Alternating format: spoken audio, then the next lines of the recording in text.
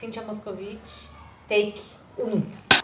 Às vezes a pequena cena, o detalhe, o gesto sutil resulta numa literatura grandiosa.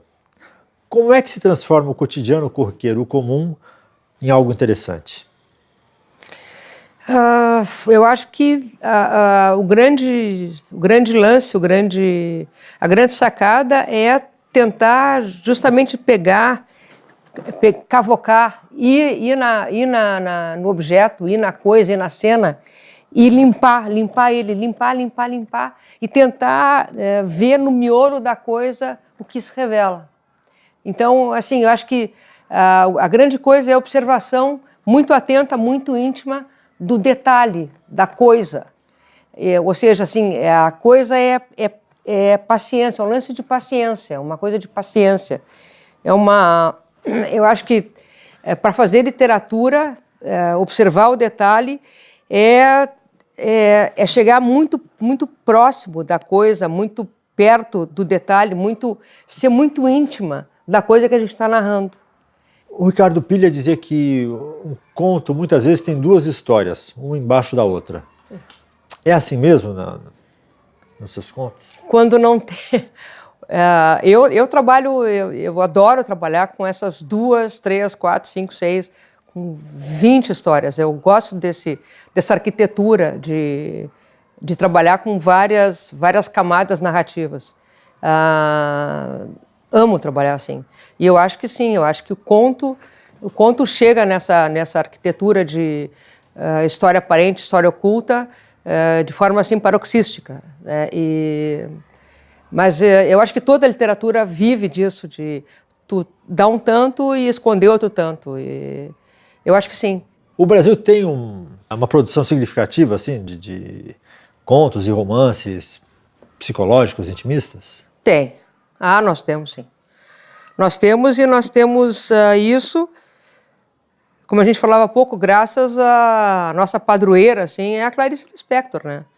A Clarice que deu o grande start, o grande pontapé para essa produção de romances de inação, né? Essa investigação para esse movimento de ação interna, né? Sem dúvida nenhuma, Clarice assim, é a grande precursora em terras brasileiras dessa investigação, né? Desse fluxo íntimo, desse alargamento de consciência, dessa percepção bastante mais alargada do indivíduo, né? Sobre a terra e sobre essas coisas tão íntimas, né? A Clarice, ela tem essa percepção das coisas que vão se putrefazendo e vão virando vida. Tem contos que são maravilhosos, né? E ela vira íntima da matéria que vira matéria. É umas coisas assim muito, muito loucas, assim. Muito louca, mas muito verdadeira em termos de vida que se faz vida. Tá bem? E será que a presença da Clarice é uma coisa, ao mesmo tempo, divina e diabólica? Porque ela é meio inimitável. Ela gera uma vontade de fazer aquilo, mas é meio impossível fazer como ela fazia.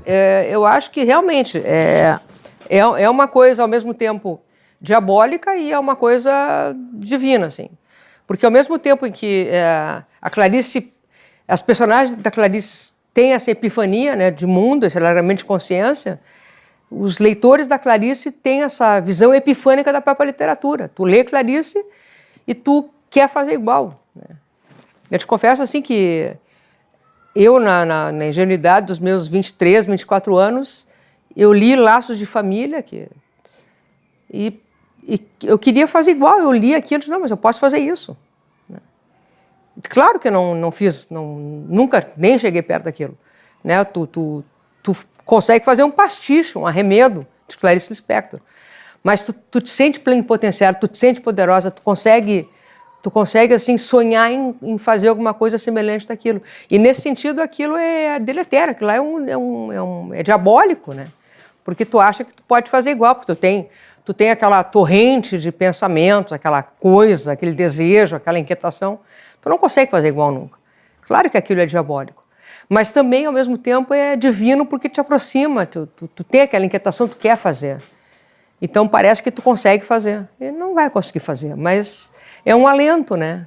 De ilusão também se vive, etc. e tal. Ah, por que não?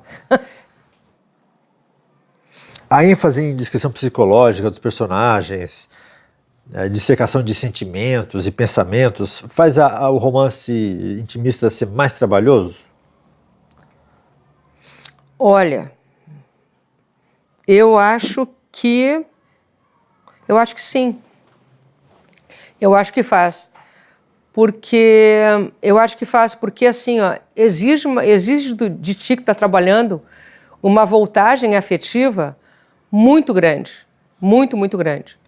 E existe e nesse sentido, assim, exige uma concentração emocional muito, muito severa, né? Então, assim, ó, ao menos eu não sei como é que os outros autores trabalham, eu sei de alguns que trabalham muito semelhantemente a mim. Assim, ó, para tu conseguir reproduzir vou usar o termo, tá? Essa voltagem afetiva, tu tem que chamar para ti toda essa bagagem de sentimentos.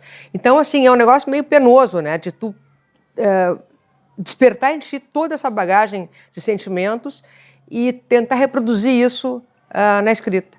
E é um negócio, dói, né? Dói. E se tu não sentir isso, se tu não conseguir reviver em ti, tu não consegue convencer teu leitor. Né? Se tu, sei lá, se tu tá descrevendo, vamos dizer, um ato sexual, se tu não sentir tesão quando tá fazendo isso, tu não vai conseguir convencer teu leitor. Se tu não conseguir escrever tristeza, desespero, sei lá, qualquer estado anímico, tu não vai conseguir convencer o leitor. Então, convocar tudo isso é um negócio, é porrada, é um negócio que tem que convocar, assim ou assim, e é desgastante. Eu gosto, não é que eu não goste, mas é desgastante. O ambiente físico é mais importante na literatura intimista? O ambiente físico? Não creio que seja, eu acho que não. Eu acho que não. Não creio que seja. Muito embora ele ajude, mas não creio que seja o mais importante. Não creio que seja o mais importante. Porque aí você não acha que ele ajuda a montar o personagem mais do que numa literatura de aventura? Nesse sentido, sim. Não, nesse sentido, não é o mais sim. importante. É mais importante do que na literatura não intimista. Né? Sem dúvida. Não, claro. Não, nesse sentido de o cenário corroborar para montar, claro, sem dúvida nenhuma. Não, tem todo... O ambiente físico auxilia muito para montar o personagem. Sem dúvida nenhuma. Não, às vezes, assim, eu uso muito, né? O ambiente eu uso o ambiente como espelho do personagem, ou como espelho positivo, ou como espelho negativo. Eu uso muito isso. E quando eu não uso, é uma coisa meio subjetiva, assim, eu uso o ambiente para eu me sentir bem, ou me sentir mal, para poder escrever. Né? Uma coisa assim. Eu uso, sim, para me ambientar para poder escrever. E é mais comum a narrativa em primeira pessoa no texto intimista? Olha, por essas características assim de criar uma empatia imediata com o leitor, eu até tenho evitado a narrativa em primeira pessoa. Porque te confesso assim que eu tive alguns incômodos de as pessoas confundirem a minha vida pessoal, a minha família, já me incomodei com mãe. Então eu tô evitando, eu tô usando a terceira pessoa focalizador, que é quase uma primeira pessoa, né? Mas é quase a primeira pessoa. O foco numa terceira pessoa, usando o foco num personagem, porque estou me incomodando com a primeira pessoa. A literatura de introspecção é naturalmente mais poética? Que perguntinha. Para o bem e para o mal.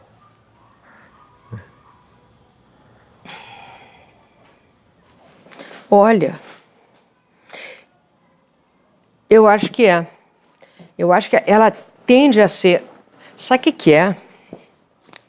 Eu acho que a gente é meio autoindulgente, né? Então, tu começa a ver assim, a interioridade do personagem, e daí tu começa a ser autoindulgente, tu começa a dar uma floreada, a metaforizar aquilo, a fazer aquilo mais bonito do que de fato é. Eu não sei se é bem se é indulgência, esse sentimento, mas tu começa a achar bonita essa interioridade. E nesse sentido tu começa a tornar aquilo mais poético. E volta e meia tu falando dessa interioridade, tu transforma aquilo num fluxo de prosa poética. Não raro te sai assim, espontaneamente, mesmo que tu não force, sai um fluxo de prosa poética. Sai sim.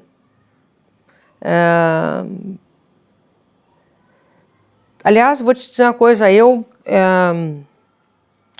sou uma poeta frustrada, assim. Tentei muitos e sofridos anos fazer poesia. Uma poesia que me saía assim muito... Uma poesia que me saía absolutamente assim sofrível. Era uma poesia assim, profunda que nem um pires. Era uma coisa horrível. Era uma coisa assim detestável. E várias vezes escrevendo prosa, eu conseguia assim, alguns achados que sabe assim, eu me congratulava. Ai, Cíntia, que bom isso. Coisa que eu nunca consegui fazendo poesia, ao menos na forma clássica poética. Então, te confesso assim que consegui alguma coisa assim na prosa. Você escreveu contos, mas também fez romances. Sim. Tem algum desses dois gêneros que puxa mais para uma literatura intimista? O romance. O romance porque... é simples entender por quê. Porque assim, o conto, até pela característica do gênero, ele não admite gordura, não admite sobra. E o romance, porque ele admite um pouquinho mais de excesso, um pouquinho mais de narrativa secundária, tu consegue botar um pouquinho mais de comentário, um pouquinho mais de gordura mesmo, sabe? Então, fica melhor essa narrativa mais secundária, vamos dizer assim, no romance. No conto, ele não admite, o conto assim, ele chuta para fora tudo que não é conto. E o romance admite que tu te espraie um pouquinho mais. Então, tu consegue te espraiar, tu consegue te alongar um pouquinho mais no romance. O conto não admite. Pergunta sexista. O romance, o texto intimista, ele é mais feminino? Bom, amanhã eu vou levar uma bala perdida na rua, mas eu acho que ele é. Eu acho que sim. Eu acho que até é uma questão de gênero mesmo, né? Para usar o termo da moda, eu acho que sim. Acho que as mulheres têm essa tendência de... Não é a tendência, elas falam mais, elas comentam mais. As gurias se reúnem para falar delas, para falar dos maridos, para falar do mundo, dos filhos. Elas falam mais. Eu gosto de sair com as gurias para falar disso, né? Eu acho que é uma coisa nossa, assim. Então, eu acho que é uma característica nossa. Eu acho que sim, eu acho que é uma coisa das gurias, das amigas. Acho que sim. Acho que também tem uma capacidade mental maior para o detalhe. Ah, claro. Sim, sim. Porque os guris saíam para caçar o mamute, né? E as gurias saíam para colher as frutinhas. Então, tudo que está no nosso campo de visão nos interessa, né? A gente vai caçando as frutinhas, não, ninguém caça fruta. A gente vai colhendo as frutinhas. E os guris focados, é uma coisa, é muito chato isso. Os guris só veem uma coisa, né? E a gente não, a gente é capaz de falar 3 a 4 assuntos ao mesmo tempo, a gente colhe cereja, framboesa, amora, e os guris lá no Mamute. Né? Então, é claro, acho que é uma coisa ancestral, a gente consegue falar de tudo quanto é assunto. E os guris no Mamute. Os guris sempre no Mamute.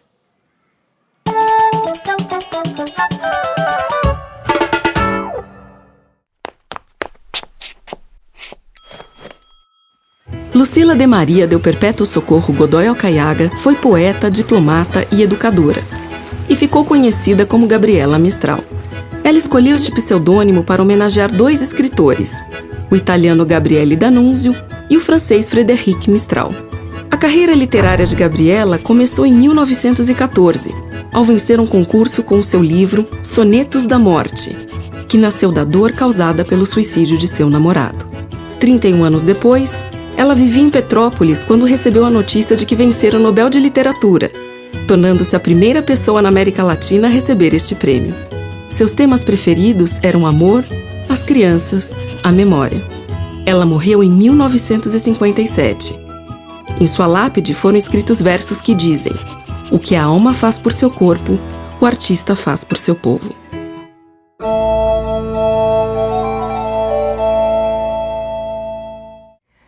João Anzanello Carrascosa, um dos contistas brasileiros contemporâneos mais talentosos. Sua escrita fala dessas pequenas coisas, mínimas, fugazes, que muitas das vezes a gente pensa que nem importância tem, mas que são a base das nossas memórias. João é um escritor com uma prosa poética e lírica muito importante. Ele vai até o fundo e com ele o cotidiano ganha grandeza. Neste livro, Aquela Água Toda, é um livro de 11 contos, contos curtos, cujos temas são sempre de iniciação. A iniciação que vai exatamente na passagem da juventude para a idade adulta. Aqui, os personagens descobrem o primeiro amor, a primeira viagem na praia, as primeiras descobertas desta nova vida que está se transformando numa vida adulta. Carrascosa tem uma escrita, uma prosa poética extremamente sofisticada e elegante. Ele trabalha suas palavras como um ourives, retrabalhando e retrabalhando, até que ele chega numa prosa muito sintética. Os contos são curtos. Dos 11 contos, tem um pouco de tudo. Desde o primeiro passeio na praia, com um final para o leitor extremamente emocionante, até suspense e mistério. Ou ainda, um conto onde parece que não acontece nada, uma família acordando num sábado de manhã. E também tem Cristina, o conto da descoberta do primeiro amor, o conto onde o desejo e a sensualidade se colocam, o primeiro beijo acontece. Carrascosa cria todo esse contexto do cotidiano onde a banalidade é superada pela sua grandeza. Os personagens de Carrascosa são humanos. Eles têm uma densidade do seu dia a dia e daquelas pequenas coisas que o fazem universal. Carrascosa é um grande escritor que faz o festejo à vida.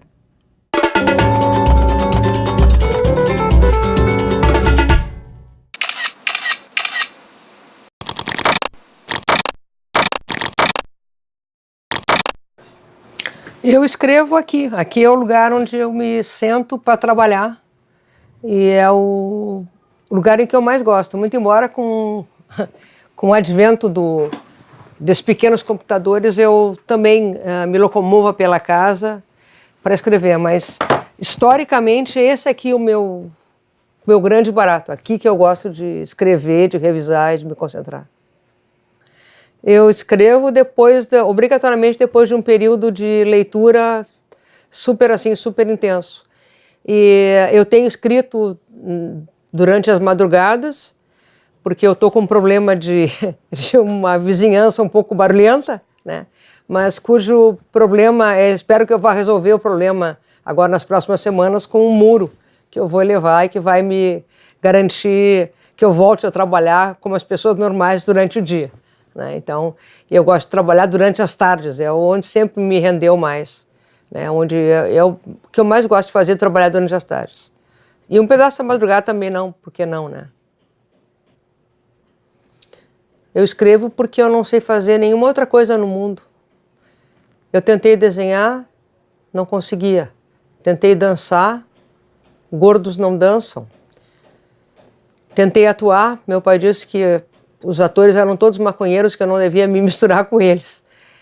E como eu sempre fui muito boa leitora, acho que a literatura foi o único caminho.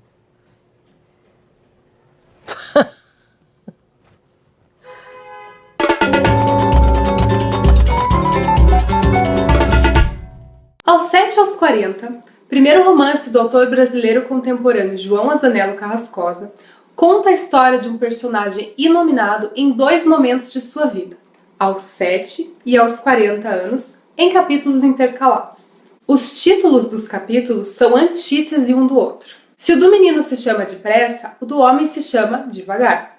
O do menino silêncio, o do homem som. Apesar de serem narrados em primeira pessoa, os capítulos do menino não contam com uma linguagem infantil. Ele nos deixa a par de alguns episódios soltos de sua infância passada numa cidade do interior. Alguns desses momentos irão refletir na vida do homem que o menino irá se tornar. Aos 40 anos, o homem tem a sua história contada por um narrador onisciente num ritmo mais linear. Esses capítulos demonstram um nível mais profundo de introspecção, melancolia e nostalgia numa linguagem quase poética. A beleza do romance está em ver a grandeza dos pequenos fatos do cotidiano da vida desse personagem. A história não precisa que algo extraordinário aconteça para que o leitor se prenda à leitura. É através das peripécias do menino e das angústias do homem que nos identificamos com a obra e seu protagonista, que por ser inominado, acaba representando todos nós. À medida que a história do homem de 40 anos vai se encaminhando para o final, o clima nostálgico vai aumentando e nos faz querer fazer a mesma viagem que ele fez, mesmo que apenas dentro de nós, em busca da criança que um dia fomos.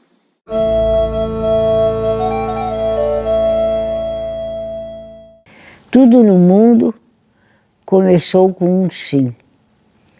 Uma molécula disse sim a outra molécula e nasceu a vida. Mas antes da pré-história, havia a pré-história da pré-história. E havia o nunca e havia o sim. Sempre houve. Não sei o quê, mas sei que o universo jamais começou. Que ninguém se engane. Só consigo a simplicidade através de muito trabalho. Enquanto eu tiver perguntas e não houver resposta, continuarei a escrever.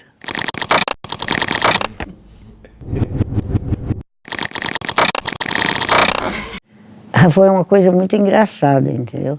Porque quando eu estava na universidade, lá nos Estados Unidos, eu tinha um professor de roteiro e ele dizia assim, quando vocês tiverem que adaptar qualquer coisa, não vão pegar livros tipo O Vento Levou, entendeu? São livros dessa grossura. Vejam um livro simples, pequeno, para vocês criarem uma nova obra a partir de uma obra original. E foi o que eu fiz.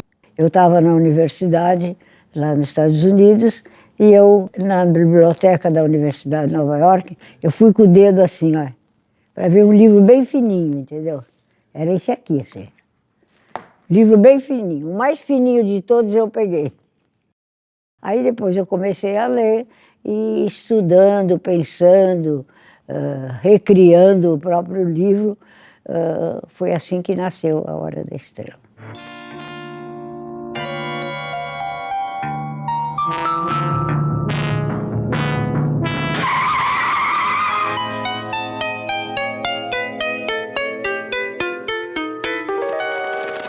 Eu crio uma nova obra a partir da obra original. Transmutação, sabe? A gente introjetar bem e participar bem, compreender bem a história, o personagem, entendeu? E sempre não esquecer de colocar-se a si mesma dentro da obra. Eu não queria atores conhecidos. Eu não queria, eu tinha que criar, encontrar uma verdadeira Macabeia, entendeu? A Marcélia veio para São Paulo para encenar uma obra teatral baseado na Hora da Estrela. Eu fui assistir. E foi assim que surgiu a Marcélia. O resto é trabalho meu de direção.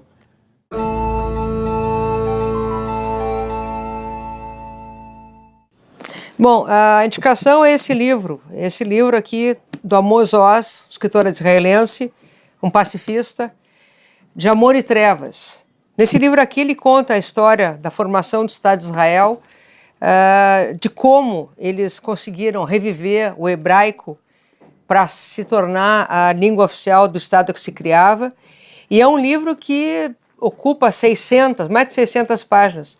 E é um livro formado de pequeníssimas singularidades. E é impressionante como, de detalhes, assim, aparentemente irrisórios, ele consegue formar uma constelação de coisas, uma obra que é um épico desde sempre. E é uma obra-prima, assim, uma aula de narrativa, um romance alentado, e realmente assim, é uma joia para a gente ter do lado e para consultar agora e sempre. Eu recomendo vivamente esse livro para que a gente consiga entender de como os pequenos detalhes podem construir uma obra que se mantém realmente assim, muito, muito, muito de pé. De Amor e Trevas, do Amos Oz.